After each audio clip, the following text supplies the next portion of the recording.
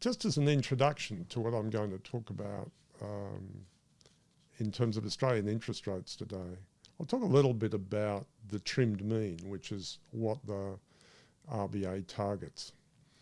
The trimmed mean was invented by the Dallas Fed and the Cleveland Fed. And what it does is it knocks out the 8% of crazy high numbers and the 8% of crazy low numbers. That's the trimming at both ends.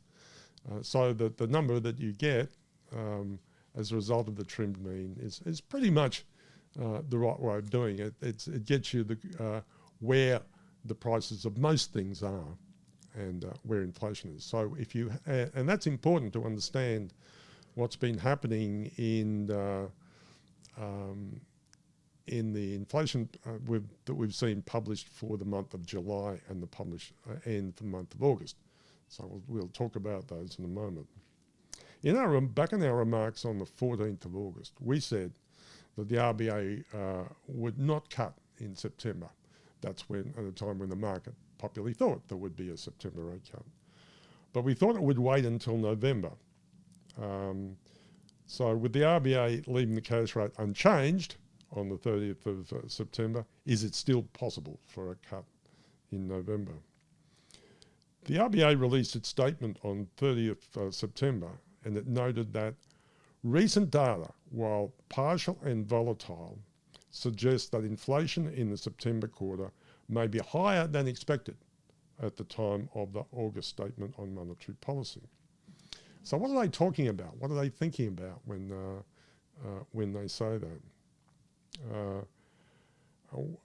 Well, it could be that what they're thinking about is the very sharp increases in electricity prices in the July and August monthly CPIs.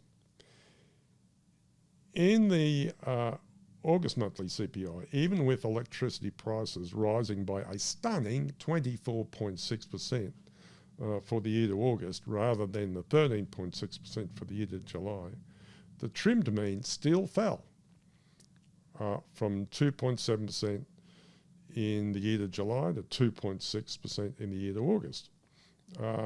Now, a similar decline in September would take that annual inflation down to 2.5%. The September quarter CPI will be released on the 29th of October.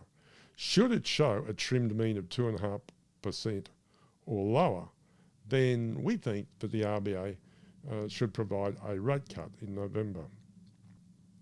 The September quarter CPI will be released on the September quarter CPI will be released on 29 October. Should it show a trimmed mean of 2.5%, then the RBA should provide a further rate cut in November.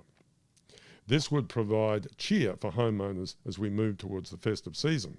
Still, it all depends on what we learn from the quarterly CPI on the 29th of October.